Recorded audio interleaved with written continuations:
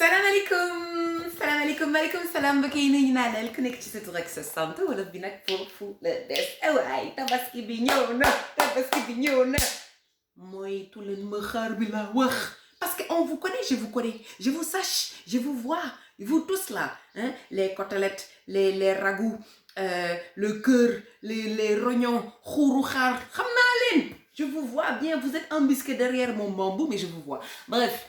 Petite vidéo parce que vous avez été nombreux et nombreuses à me demander comment il fallait faire pour lutter contre les troubles digestifs post-consommation de viande de mouton, post-tabaski. Bon, déjà en amont, il faut faire attention. La viande de mouton, c'est une bonne viande, hein, c'est pas la question, d'accord? Il y a des choses qui sont sympathiques, il y a des graisses insaturées, ce sont de bonnes protéines, il y a de la vitamine B2, il y a du fer, il y a du phosphore, il y a du zinc, voilà, c'est une viande qui est bonne, pour autant qu'on n'en consomme pas avec exagération. Ceci dit, et malheureusement, il y a aussi des choses qui ne sont pas très bonnes dans le mouton.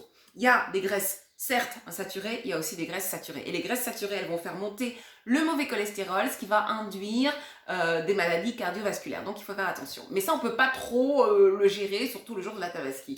Autre chose qu'on ne peut pas gérer, c'est les toxines chimiques, tout ce qui est médicaments, vaccins, antibiotiques, hormones de croissance, les toxines naturelles que le mouton va sécréter quand il va dire « Ouais, ça ma dernière heure est venue ». Ok, ça, on n'y peut rien. Excusez-moi, c'est mon chat. Mais chachou, moi, j'ai fait une vidéo. Toi aussi, ne fais pas des choses comme ça. Tu m'es honti. Donc, ça, c'est des choses qu'on ne peut pas trop gérer, d'accord? Les acides gras saturés, on ne peut pas les gérer. Les toxines chimiques, les toxines naturelles, on ne peut pas les gérer non plus. En revanche, on peut tout à fait gérer les combinaisons alimentaires. Avec quoi va-t-on manger le mouton? Bannissez-moi les frites pommes de terre, s'il vous plaît. Bannissez-moi le riz, les pâtes, le pain. Excusez-moi beaucoup, arrêtez ça. Ce jour-là, dalle, mangez vos grillades comme ça, simplement. Quand tu vas manger du dibi, il n'y a pas de pain. Oui, si, il y a un peu de pain. Il n'y a pas de pâte, il n'y a pas de riz, il n'y a pas tout ça. Donc, mangez vos grillades comme ça, ok? À la limite, puisque la viande de mouton a très peu de fibres, et qui dit très peu de fibres dit problème de digestion, problème de transit, ok? Privilégiez les légumes cuits, ok? Ou les crudités. Et quand je dis crudités, je n'ai pas parlé de vos grosses salades composées là. Prenez des crudités basiques, simples, salade, tomates, concombre, voilà, ce genre de trucs là simples, une crudité à la fois et c'est très bien, d'accord? Évitez les grosses sauces, évitez les grosses marinades, il y a beaucoup de graisse dans le mouton, donc prenez-le, mettez-le sur le grill, pincée de sel, pincée de poivre, mélange d'épices, thym séché, romarin séché, pastaco aussi, ok? Alors, les troubles digestifs, ça va être quoi? Nausées, vomissements, ballonnements, flatulences, les rôles, les gaz, etc. Il va y avoir aussi parfois de la constipation ou de la diarrhée, une grosse fatigue, on a sommeil, bon.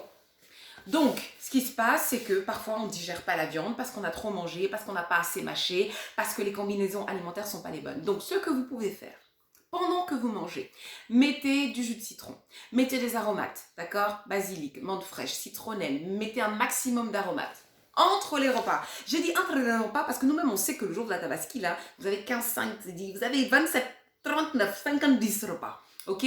Entre les repas, je vous ai dit de ne pas boire en mangeant, ni après, ni avant, mais loin des repas. En revanche, entre les repas, ce que vous pouvez faire, c'est prendre une infusion. On prend un bol d'eau chaude, on presse un demi-citron, on met quelques feuilles de menthe fraîche, quelques feuilles de basilic, on laisse infuser 5 minutes et on boit. Ça va aider la digestion et surtout, ça va soutenir votre foie qui va en voir des vertes et des pas mûres en 72 heures, ok? Ensuite, ce que vous pouvez faire également, donc ça c'est le bol d'eau chaude, nanani nanana, si vous n'avez pas envie de vous prendre la tête, si vous faites qu'elle est dégaine pailleule, vous prenez tout ce qui est tisane, digestion légère, foie, détox, anti-ballonnement, ventre plat, voilà, en général dans ce genre d'infusion-là, il y a tout ce qu'il faut pour soutenir le foie et gérer les petits maux d'estomac et les petits désordres digestifs. Ok, ce que vous pouvez faire également, une bouillotte d'eau chaude sur le foie, une demi-cuillerée de bicarbonate de soude dans un demi-verre d'eau tiède, une cuillerée à soupe de vinaigre de cidre dans un demi-verre d'eau tiède, des gélules de charbon, des gélules d'acide aussi, d'acide n'importe quoi, d'argile verte, ça aussi c'est bien pour aider la digestion et soutenir le foie, lutter contre les ballonnements, les flatulences, etc., etc. Et puis la mastication, tout le temps je vous l'ai dit, mastiquer correctement. Vous ne voulez pas mastiquer? Melny, on va vous voler votre plat. Mastiquez. Si vraiment vous devez manger de la viande de mouton matin, midi, soir pendant 72 heures, mastiquez correctement. La digestion commence dans la bouche. D'accord? Vous mastiquez ici, l'estomac, son travail est facilité. Ok? Voilà. Est-ce que je peux vous dire autre chose? Attendez, je regarde mes petites notes. Est-ce qu'il y a des trucs que j'ai oubliés? Ben écoutez, non, visiblement on est bon. Bien mastiquer, ne pas manger les fruits en dessert, boire loin des repas. Il ne me reste plus qu'une seule chose à vous dire. Dewanati. Voilà, wassalam.